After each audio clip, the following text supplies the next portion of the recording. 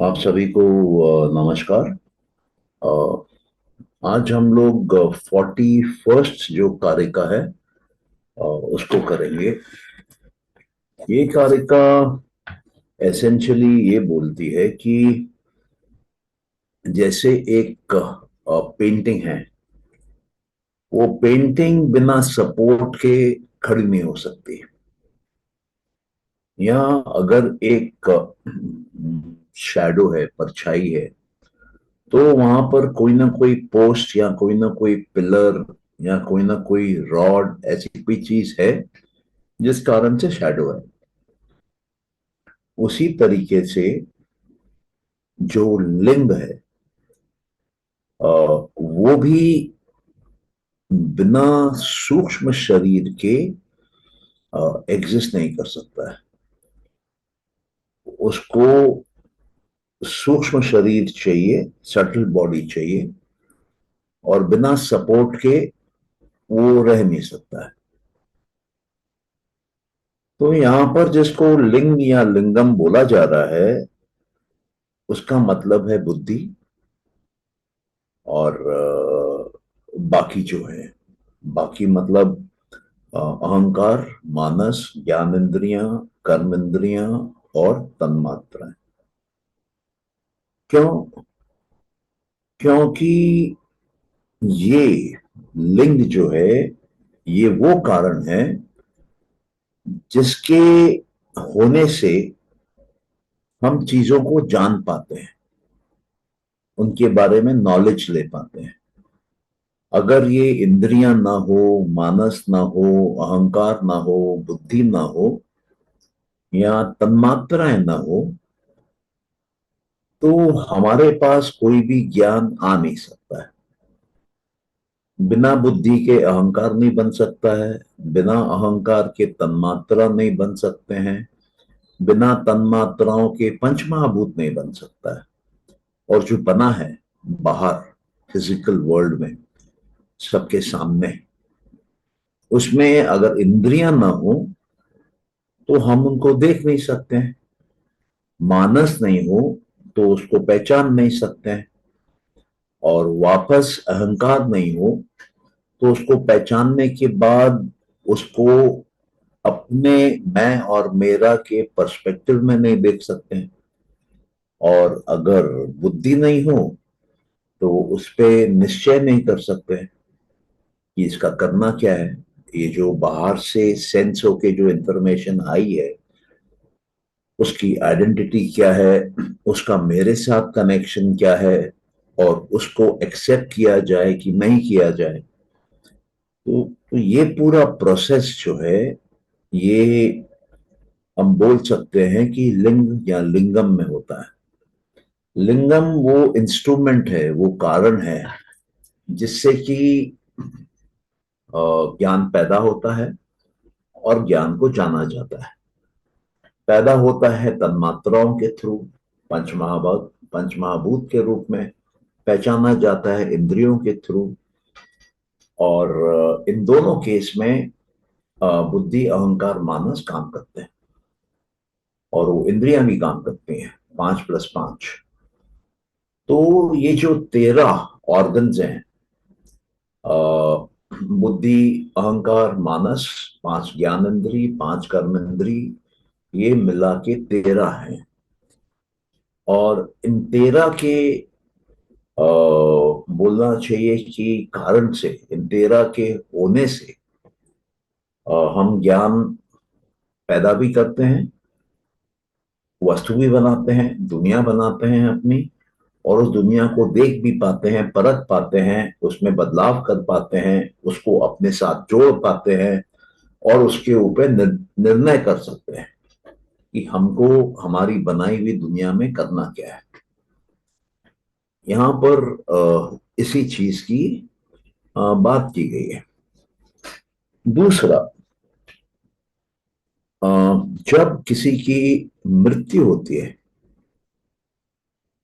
तो उस समय जो सूक्ष्म शरीर है, वो तो स्थूल शरीर से अलग हो जाता है, जैसे हमने देखा था।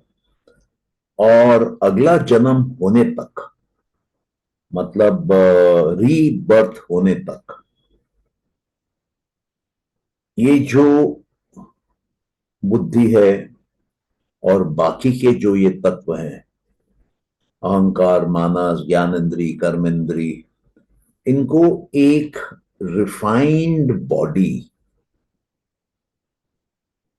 सपोर्ट करती है।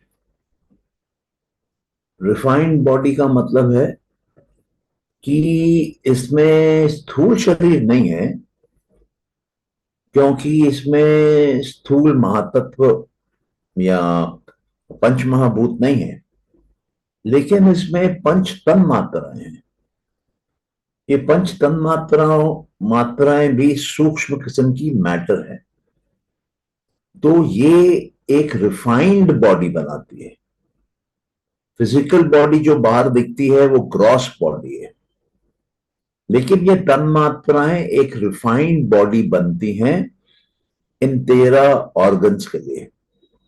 मतलब बुद्धि के लिए, अहंकार के लिए, मानस के लिए, 5 ज्ञान इंद्री के लिए, 5 कर्म इंद्री के लिए, ये 13 के लिए जो 5 तन मात्राएं हैं वो शरीर का रूप धारण करती हैं, लेकिन सूक्ष्म शरीर, क्योंकि ये सूक्ष्म तत्व है। अब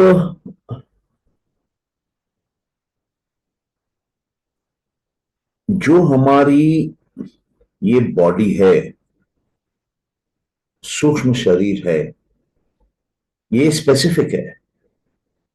इसको डिस्टिंग्विश किया जा सकता है। जिसमें क्षमता है वो उसको देख सकता है। ये स्पेसिफिक क्यों है? क्योंकि इसमें जो इंद्रियां हैं उनमें ये क्षमता है सत्व को, रजस को, तमस को देखने की, उसका एहसास करने की। इसलिए ये सूक्ष्म शरीर स्पेसिफिक है, क्योंकि इसमें इंद्रियां हैं और क्योंकि इंद्रियां देख पा रही है, इसलिए ये सूक्ष्म शरीर को भी देखा जा सक रहा है। ऐसा नहीं है कि हम किसी को देख पा रहे हो और वो हमको ना देख पा रहा हो। तो क्योंकि हमारी इंद्रियां देख पा रही हैं इन पंच महाभूतों को, सत्व रजस तमस को, जबकि वो तन्मात्राओं को नहीं देख पा रही है। तन्मात्राएं सूक्ष्म है, लेकिन वो सूक्ष्म तन्मात्राएं एक सूक्ष्म शरीर प्रदान करती हैं इन 13 को। और ये इंद्रियां एक विशेषता, एक डिस्टिंक्ट आइडेंटिटी प्रदान करती हैं सूक्ष्म शरीर को। तो इसमें दोनों हो जा रहा है, शरीर भी आ जा रहा है लेकिन सूक्ष्म, और स्पेसिफिक भी है, डिस्टिंक्ट है। इसको डिस्टिंग्विश किया जा सकता है क्योंकि इंद्रियां जो हैं उनमें ये क्षमता है। और इस प्रकार की बात जो है वो इसमें बोली गई है। अब इसके बारे में किसी को अगर कुछ पूछना हो तो आप लोग पूछ सकते हैं।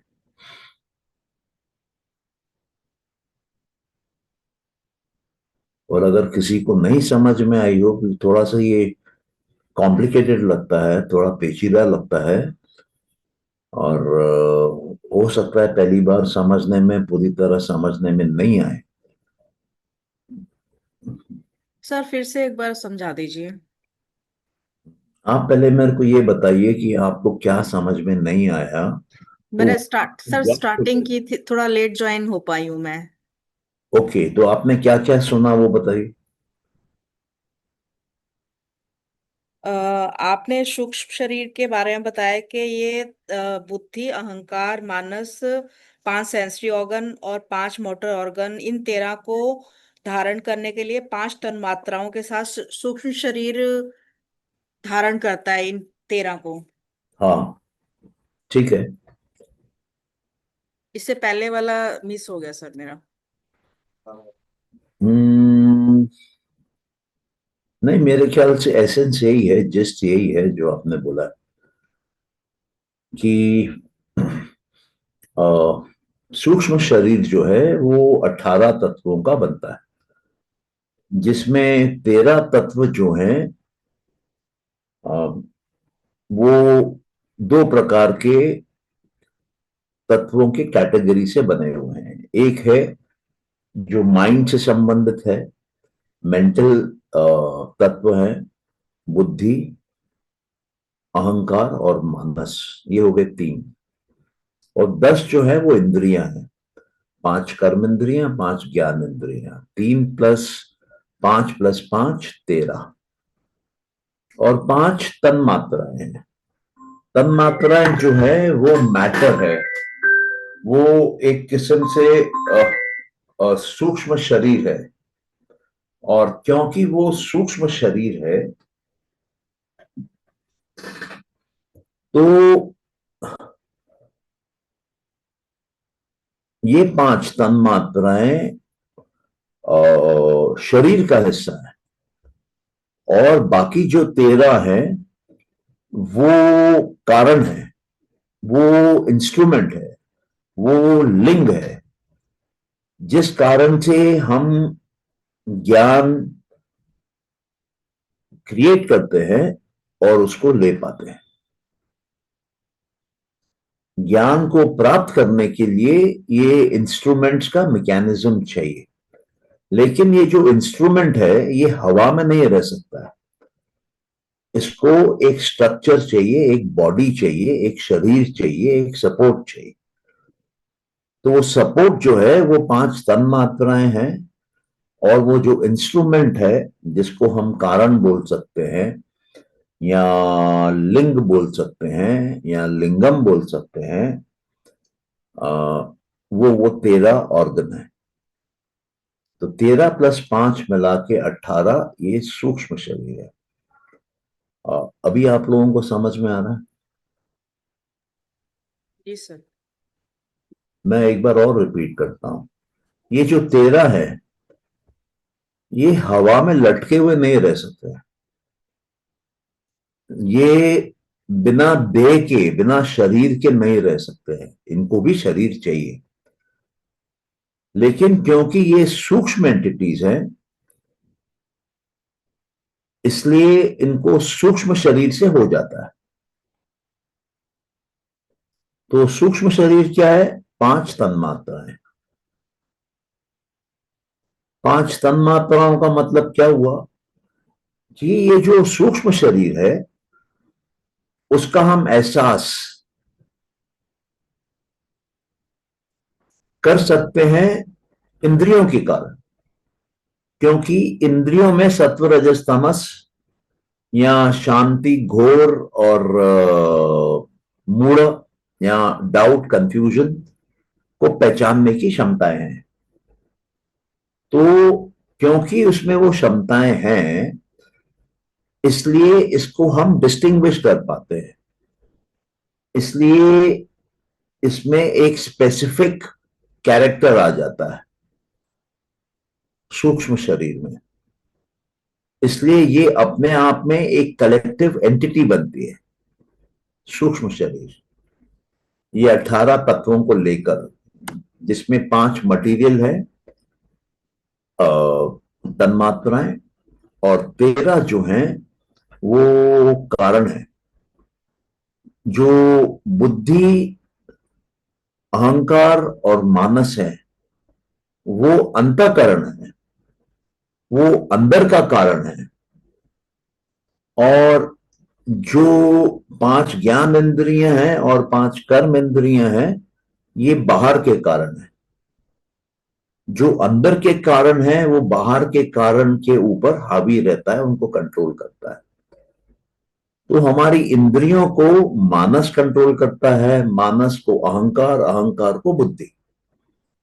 तो बुद्धि सबसे सीनियर मोस्ट कंट्रोलर है, सबसे सीनियर मोस्ट मैकेनिज्म है। और ये सब के सब क्या कर रहे हैं? ज्ञान ले रहे हैं और ज्ञान के आधार पर बाहर काम कर रहे हैं।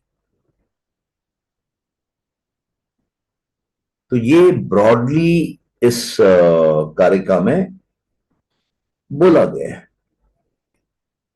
और जब मृत्यु हो जाती है, तो जब हम जीवित रहते हैं, तब तो ये एक स्थूल शरीर के साथ जुड़ा हुआ रहता है।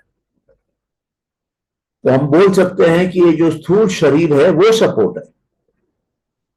लेकिन जब मृत्यु हो जाती है, तब तो स्थूल शरीर रहता नहीं है, लेकिन तन मात्राएं रहती हैं। तो वो तन मात्राएं सपोर्ट बनती हैं।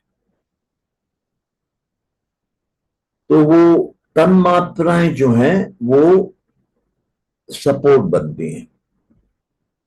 और वो जो तन मात्राएं सपोर्ट बनती हैं, उस कारण से सूक्ष्म शरीर अकेला रह पाता है।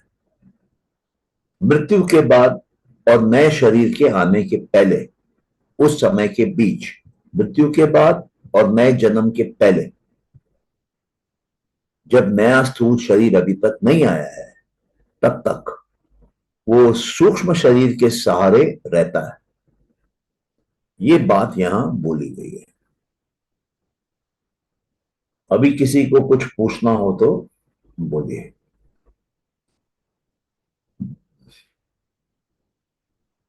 और मेरे ख्याल से भारती ने एक सवाल पूछा कारण शरीर वाला। तो हम लोग जो कर रहे हैं वो सांख्य की फिलॉसफी है। और वो कारण शरीर वाली जो बात है वो वेदांतिक फिलॉसफी है। ये फिलॉसफियां सेम नहीं है। ये फिलॉसफीज उठाई गई वेद से हैं। ये जो 6 फिलॉसफीज है जो वेदों पे आधारित है, ये 6 की 6 अलग है।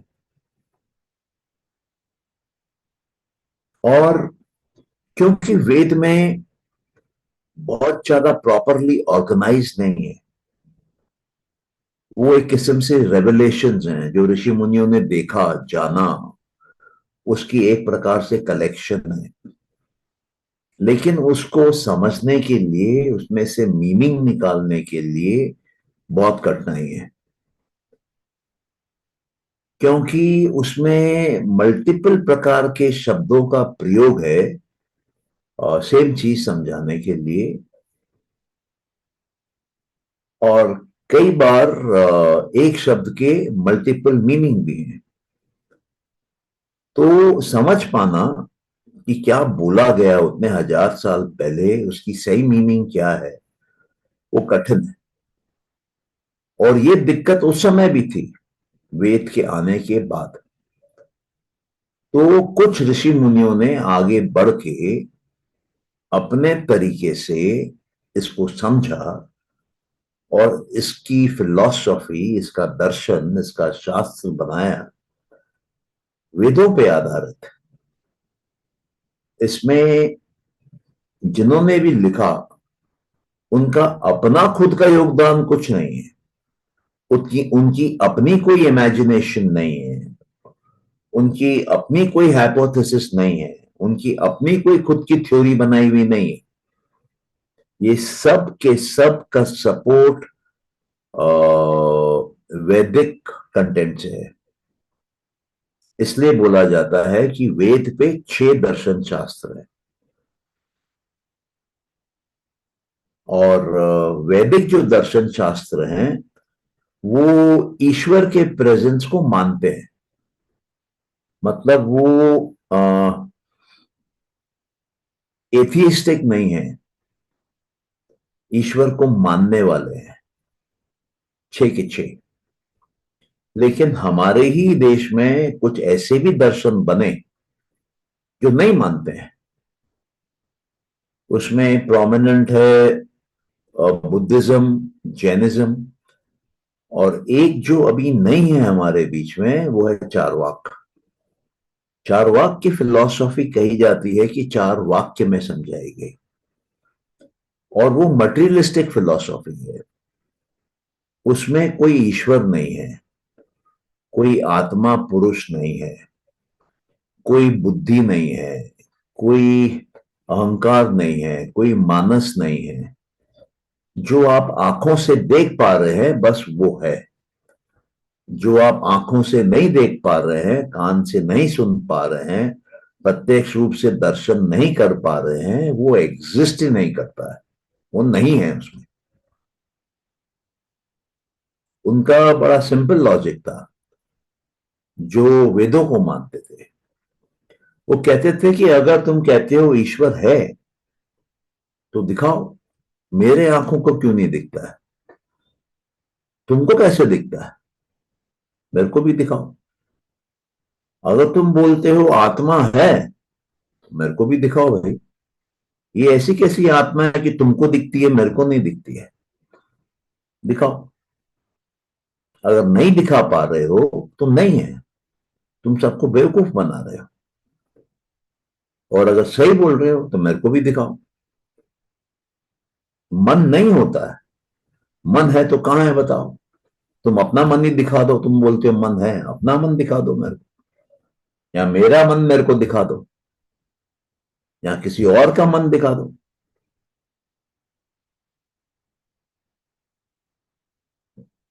तो इस तर्क के सामने कोई जवाब नहीं है।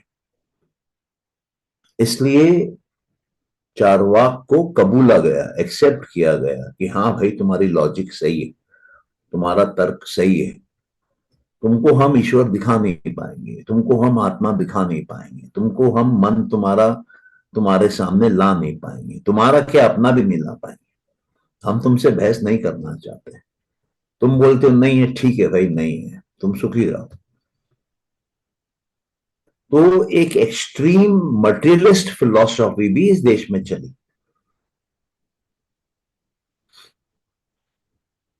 तो हमको एक फिलॉसफी को दूसरे के अंदर नहीं घुसाना है।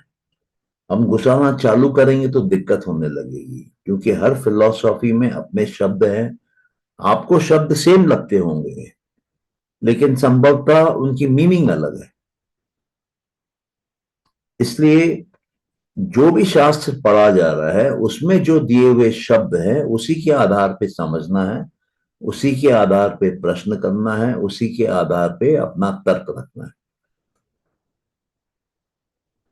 खिचड़ी नहीं पकानी है, यहां का वहां नहीं करना है। लेकिन सबका सोर्स एक ही है, वेद। अगर हम ये वैदिक 6 दर्शनों की बात करते हैं तो अभी आप बुद्धिज्म पढ़ेंगे, उसको जैन के साथ कंपेयर करेंगे, कंपैरिजन कर सकते हैं, लेकिन इसकी मीनिंग उसमें से नहीं निकाल सकते हैं। ये बहुत जरूरी है। अगर हम मिक्स करने लगेंगे तो दिक्कत आ सकती है। इसलिए स्टार्टिंग में उन सब में नहीं जाना चाहिए। तो ये जो बात थी लिंग वाली, ये आप सबको क्लियर है कि किसी को अभी भी कुछ डाउट है तो आप पूछिए।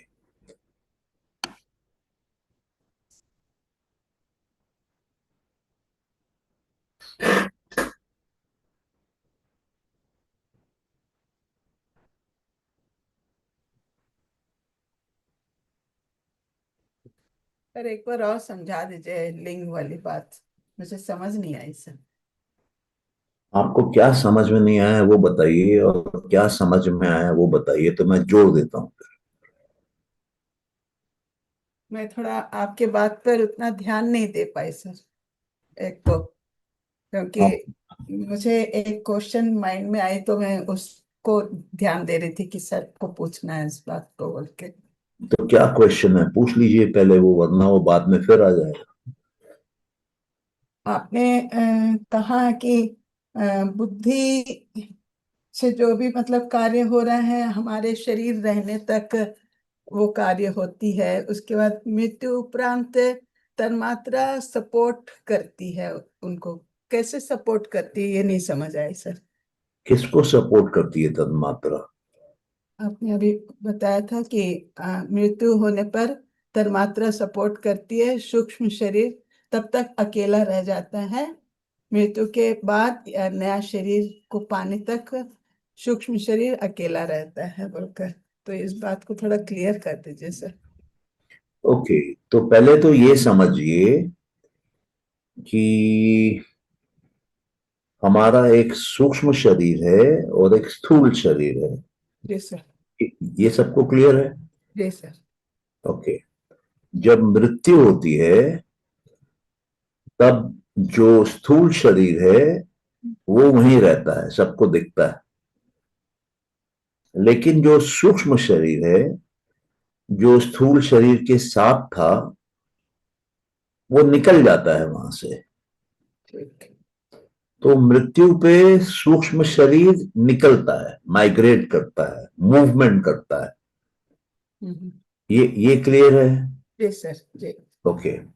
अब ये मूवमेंट करके कहाँ जाएगा? ये मूवमेंट करके अगला शरीर लेने जाएगा, क्योंकि पिछला शरीर उसने छोड़ दिया है। ठीक है। ये क्लियर है? जी सर। जी। अच्छा। अब वो नया शरीर उसको संग संग मिलेगा कि नहीं मिलेगा, इसकी तो कोई गारंटी नहीं। जी। गारंटी है क्या? नहीं सर। ठीक। ओके। तो जब तक उसको नया शरीर मिलता है तब तक तो उसको रहना पड़ेगा। जी। तो वो सूक्ष्म शरीर रहता है। अब सूक्ष्म शरीर में क्या क्या है? सूक्ष्म शरीर में एक तो वो तीन अंतःकरण है। अंतःकरण मतलब अंदर काम करने वाले कारण। जी सर। वो है बुद्धि, अहंकार, मानस। जी सर। ये एक्चुअली चलाते हैं, है ना? ठीक है। तो ये किसको चलाते हैं? ये बाहर जो कारण है उनको चलाते हैं। जी सर। बाहर कारण कौन से हैं? पांच कर्म इंद्रियों को चलाते हैं, पांच ज्ञान इंद्रियों को चलाते हैं। जी सर। ठीक है? तो जो भी नॉलेज का फ्लो है वो इन्हीं में है, इन 13 में है। आपको देखना है तो आंख ज्ञान लेकर आएगी, सुनना है तो कान ज्ञान लेकर आएगा, सूंघना है तो नाक उसका ज्ञान लेकर आएगी, चखना है तो जीभ उसका ज्ञान लेकर आएगी, और किसी को स्पर्श करना है तो वो स्पर्श, उस स्पर्श का ज्ञान लेकर आएगा कि ठंडा है, गर्म है, गीला है, सूखा है, क्या है। ठीक है?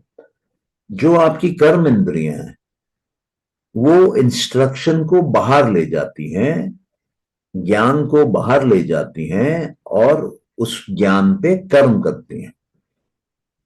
जैसे मेरे खोपड़ी के अंदर ज्ञान है, वो मैं आपको कैसे दे रहा हूं? बोल के दे रहा हूं। तो ये जो बोलना का काम है ये एक कर्म इंद्रिय है, स्पीच एक कर्म इंद्रिय है। मैं आपके सामने एक चेयर पे बैठा हूं, तो ये जो मैं बैठा हूं ये भी एक कर्म कर रहा हूं मैं।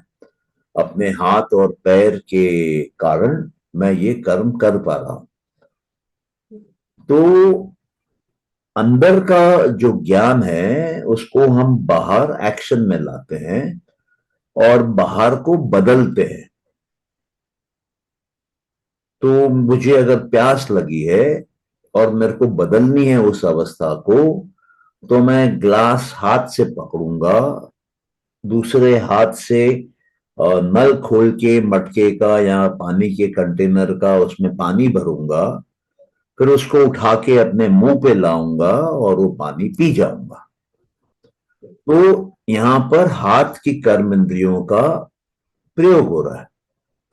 अंदर से इंस्ट्रक्शन आ रहा है कि भाई प्यास लगी है, तो मैं देखता हूं पानी कहां पर है, ग्लास कहां पर है, पानी भरा हुआ है कि नहीं है, मेरा मुंह कहां पर है जहां मेरे को घुसाना है। फिर मुझे मालूम पड़ता है कि पानी खत्म हो गया गिलास में। तो पानी खत्म हो गया गिलास में तो मेरे को कैसे मालूम पड़ता है? वो मेरे को स्पर्श से मालूम पड़ता है, जीभ के, कि पानी नहीं आ रहा है अभी। यहाँ बोल सकते हैं स्वाद से मालूम पड़ता है कि पानी का स्वाद नहीं आ रहा है, पानी खत्म हो गया है। फिर मैं गिलास को क्या करता हूँ, रखता हूँ, खोजता हूँ कहाँ रखूं, वहां जाके रख के आता हूँ। तो ये कॉन्स्टेंटली ज्ञान का फ्लो है, इंस्ट्रक्शन का फ्लो है, नॉलेज का फ्लो है, बाहर से अंदर, अंदर से बाहर। अब इसकी पूरी मैकेनिज्म 13 ऑर्गन्स की या तत्वों की बनी हुई है। वो है 3 अंदर के, 10 बाहर के।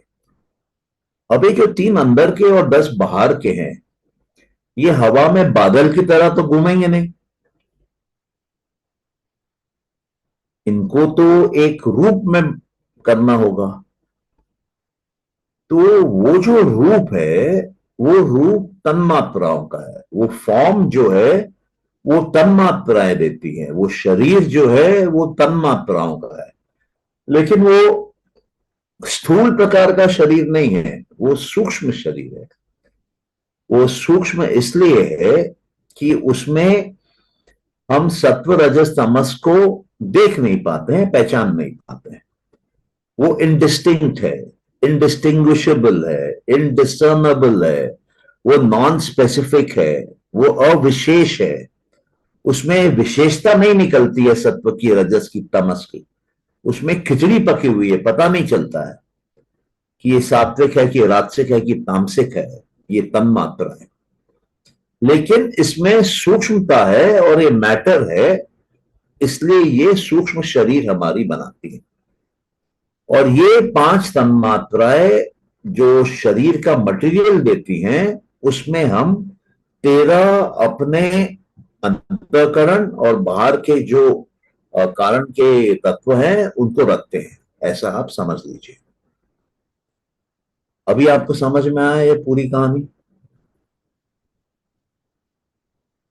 जी सर, आप समझ आई। ओके।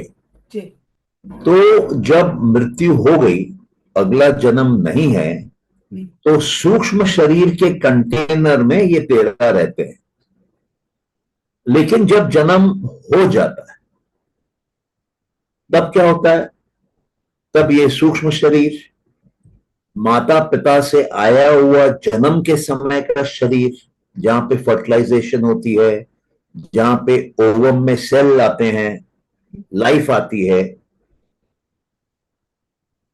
वो शरीर, और वो शरीर जो बाहर के खाद्य पदार्थ से आता है। हम लोग क्या है, हम लोग धरती का जो खाना है, धरती का जो खाद्य पदार्थ है, उसी से बने हुए हैं। हमारे अंदर कोई स्टील की रॉड और ईटा और कंक्रीट और सीमेंट और सैंड ऐसा कुछ नहीं। हम खाते हैं, शरीर बनता है, बस। ओके। तो इन 3 से शरीर बनता है। अब ये शरीर कंप्लीट शरीर है, क्योंकि इसमें सूक्ष्म भी है, इसमें शुरुआती माँ बाप का भी आ गया, और बाहर से लालन पोषण करने के लिए, शरीर बनाने के लिए खाना भी हम जोड़ लेते हैं। तो ये 3 रूप का शरीर अब हमारा अगले जीवन का साथी है। उसके साथ हम जीते हैं। वो अब स्थूल रूप में बाहर सबको दिखता है। Okay sir. अभी आपको समझ में आया? जी सर। जी। जी। हाँ, तो ये उसी की बात है इस कारिका में, कि ये जो सूक्ष्म शरीर है उसमें एक लिंग है। ओके। लिंग क्या है? ये 13 जो है वो लिंग है। 13 लिंग। और हाँ, 13 लिंग बोल रहे आप? 13 को सूक्ष्म शरीर 13, इसको लिंग बोल नहीं रहे नहीं, आप? मैं ये नहीं बोल रहा हूं। मैं बोल रहा हूं सूक्ष्म शरीर जो है उसके 2 हिस्से हैं। ओके। एक हिस्सा को लिंग बोलते हैं और अच्छा। दूसरे हिस्से को 5 तन्मात्राएं बोलते हैं। ये जो लिंग है ये 13 जो तत्व हैं, बुद्धि, अहंकार, मानस, 5 ज्ञान इंद्री, 5 कर्म इंद्री, ये 13 को लिंग बोलते हैं। अच्छा, अभी समझ में आया? एक बार फिर से रिपीट कीजिए सर इस सेंटेंस को। आप लिख लीजिए, आपके पास कोई कॉपी या पेन है वहां पर? जी सर बताइए। हाँ, लिखिए आप। जी बताइए सर। लिंग जो है, जी। उसमें बुद्धि, ओके। अहंकार, मानस। मानस, जी। ये 3 है। जी। अब उसके साइड में लिखिए कर्म इंद्रियां 5, ज्ञान इंद्रियां 5। ठीक है, लिखा सर। ठीक है।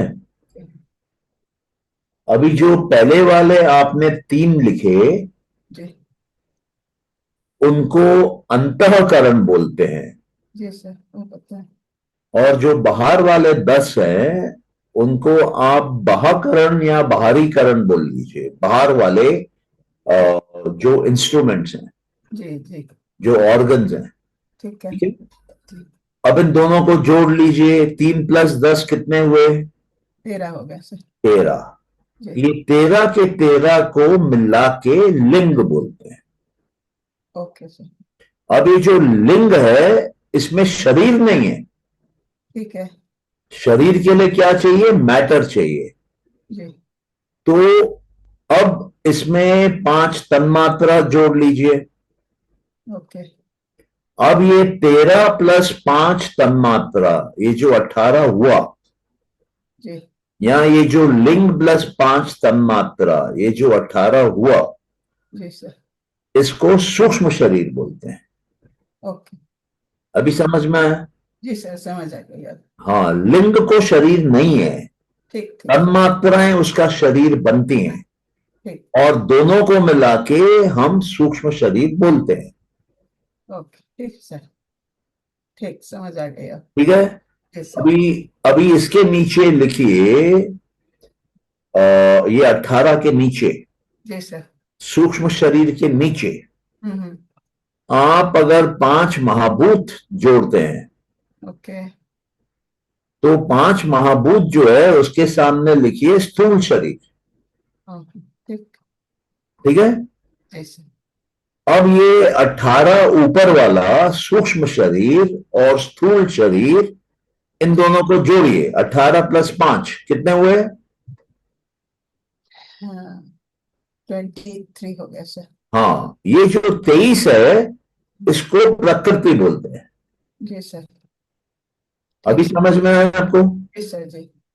अब ये 23 कहां से आता है? ये आता है 24वें तत्व से, ओके। जिसको मूल प्रकृति बोलते हैं। ठीक है। और ये मूल प्रकृति इन 23 को कब बनाती है? जब मूल प्रकृति के पास 25वां तत्व आता है, पुरुष। जी सर। ठीक है। जी। तो आपके अंदर की इंद्रियां पुरुष के कारण आ रही है। जी सर। आपके अंदर की बुद्धि, अहंकार, मानस पुरुष के कारण आ रही हैं। जी। आपके स्थूल शरीर पुरुष के कारण है। ओके। आपके अंदर का तन्मात्राएं पुरुष के कारण है। ठीक। तो पुरुष वो प्राइमरी रीजन है ठीक। जो प्रकृति को पैदा करता है। जी सर। उसको बोलते हैं एफिशिएंट कॉज। एफिशिएंट कॉज मतलब उसको पैदा करना आता है। ओके। और वो कैसे पैदा करता है? देखकर। जी सर। उसको मूल प्रकृति से कोई सेक्स नहीं करना होता है, ठीक। वो सिर्फ देखता है। जी और सर। देखने से ही प्रकृति चालू हो जाती है। जी। और जब वो देखना बंद कर देता है, प्रकृति बंद हो जाती है। अभी आप ऐसा समझ लीजिए कि आपके घर में जब इलेक्ट्रिसिटी की सप्लाई आ रही है, तब आपके घर में पंखा चल रहा है, फैन चल रहा है, एसी चल रहा है, बल्ब जल रहा है, माइक्रोवेव चल रहा है, सब कुछ चल रहा है, गीजर चल रहा है, ओवन चल रहा है, सब कुछ चल रहा है। और अगर वो बिजली की सप्लाई बंद हो जाए तो आप कंप्लीट अंधेरे में हैं। Yes, sir. तो पुरुष वो लाइट है, एनर्जी है, जो प्रकाश लाती है।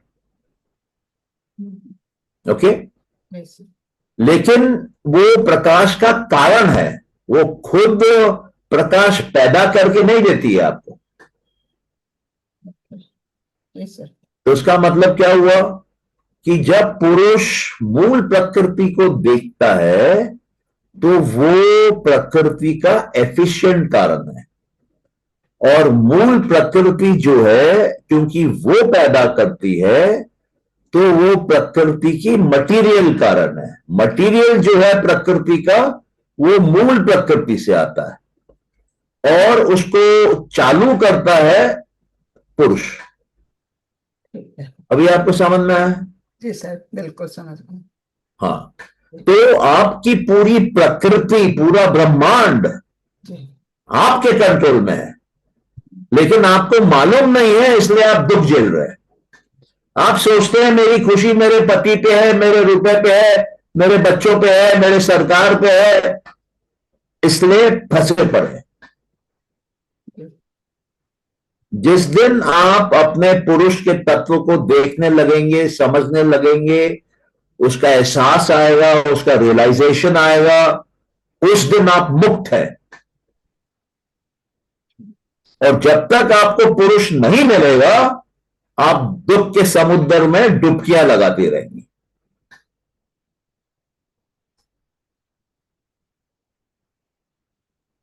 अभी आपको क्लियर हुआ? जी सर। जी। तो हमारा भविष्य हमारे हाथ में है, हमारे संस्कार हमारे हाथ में है।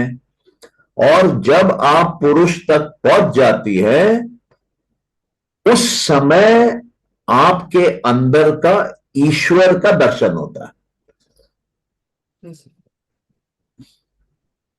तो आपके ईश्वर के ऊपर बहुत सारे लेयर्स के पन्ने लगाए हुए हैं। जैसे वो गेम होती है ना, पासिंग द पार्सल, अंदर एक गिफ्ट होता है, उसके ऊपर बहुत कुछ लपेट देते हैं। वैसे ही हम लपेटे हुए गिफ्ट है। अंदर गिफ्ट क्या है? ईश्वर। और बाहर क्या लपेटा हुआ है? पहले तो दुनिया भर की वस्तु लपेटी हुई हैं, उसके ऊपर 5 ज्ञान इंद्रियां लपेटी हुई हैं, उसके ऊपर 5 कर्म इंद्रियां लपेटी हुई हैं, उसके ऊपर मानस लपेटा हुआ है, उसके ऊपर बुद्धि लपेटी हुई है, उसके ऊपर मूल प्रकृति लपेटी हुई है, उसके ऊपर मान लीजिए कि सबसे अंदर में छुपा हुआ पुरुष है।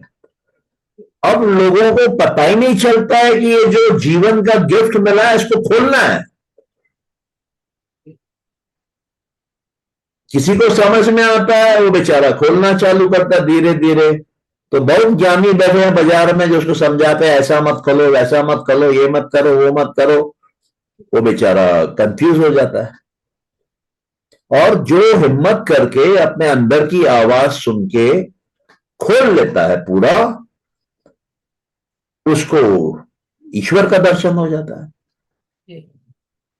और जब उसको ईश्वर का दर्शन हो जाता है तो उसमें और ईश्वर में कोई फर्क ही नहीं रह जाता।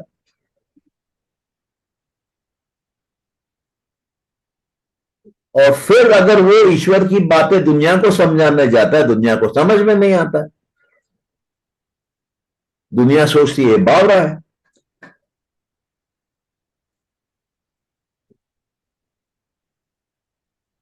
लेकिन जब आपके अंदर का वो पुरुष और ईश्वर वो एक ही है, जब आपके अंदर आपको उस पुरुष का दर्शन हो जाएगा, आपकी बाहर की पूरी प्रकृति खुल चुकी है।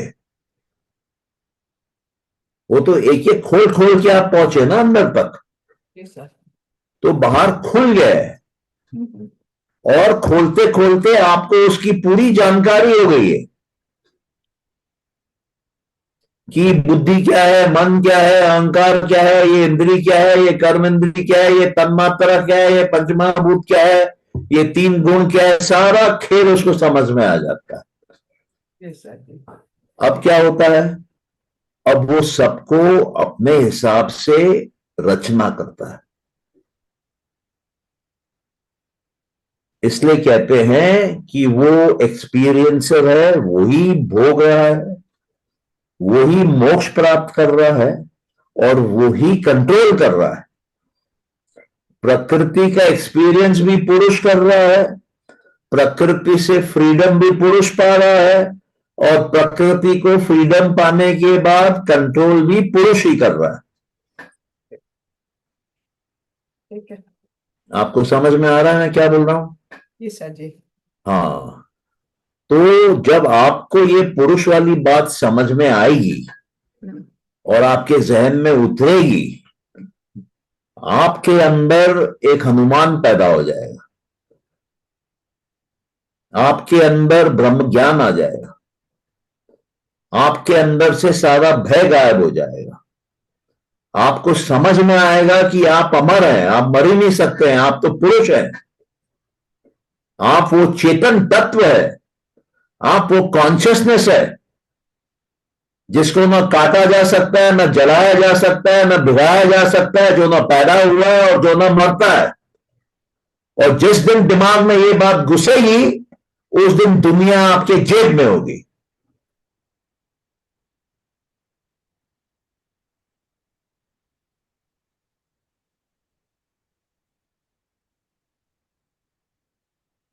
यही बात हमारे ग्रंथ हमको हजारों सालों से समझाने की कोशिश कर रहे हैं।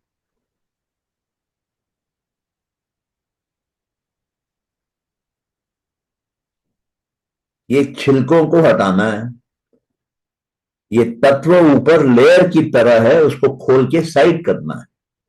गिफ्ट अंदर में है, ऊपर के चमकीले कागज में नहीं है।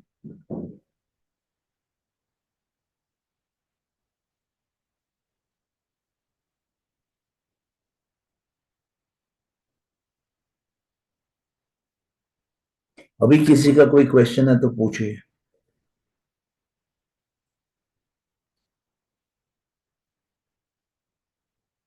आप लोगों को बात समझ में आ रही है जो मैं बोल रहा हूं?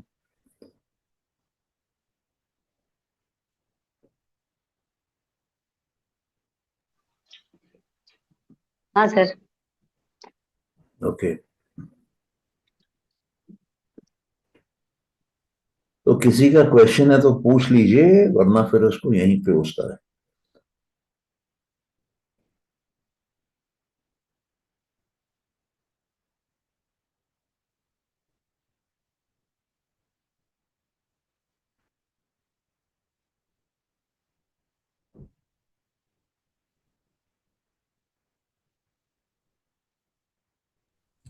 सर, बोलिए। जब हमारा स्थूल शरीर रह जाता है और हम सूक्ष्म शरीर के साथ आगे जाते हैं, तो जैसे आप बता रहे हैं कि एक्सपीरियंसेस नहीं जाते। कल भी मेंशन किया था, आज भी बात हुई थोड़ी सी इस पे कि एक्सपीरियंसेस नहीं जाते। एक्सपीरियंसेस इसलिए नहीं जाते क्योंकि वो स्थूल शरीर से ही रिलेटेड है। हम्म। ओके। और उनका एसेंस या डिस्पोजिशन जो बोल रहे हैं, हम्म। डिस्पोजिशन जाता है और उस डिस्पोजिशन के बेस पे ही हमारा नेक्स्ट बर्थ होता है। राइट। तो उसके बारे में हम लोग जो नेक्स्ट कारिका है उसमें कवर करेंगे। ओके। और उसमें वो एक इंट्रोडक्टरी मीनिंग देंगे, और उसके बाद ये जो डिस्पोजिशंस हैं, ये जो भाव हैं, उसके ऊपर एक एक करके समझाएंगे कि क्या होता है। तो उसको हम लोग फिर मंडे से कवर करेंगे। ओके। और किसी का कोई क्वेश्चन? किरण जी, आपको समझ में आया? और जी सर, समझ में आया। आपको आज हाँ आज बोलिए। शब्द मौन है, तो इसीलिए मैंने कुछ बोला नहीं। कल से कुछ कुछ हो रहा है, तो इसीलिए शांत हूँ, पर आपकी बात पूरी समझ में आ रही। ठीक है, तो चलिए फिर क्लोज करते हैं।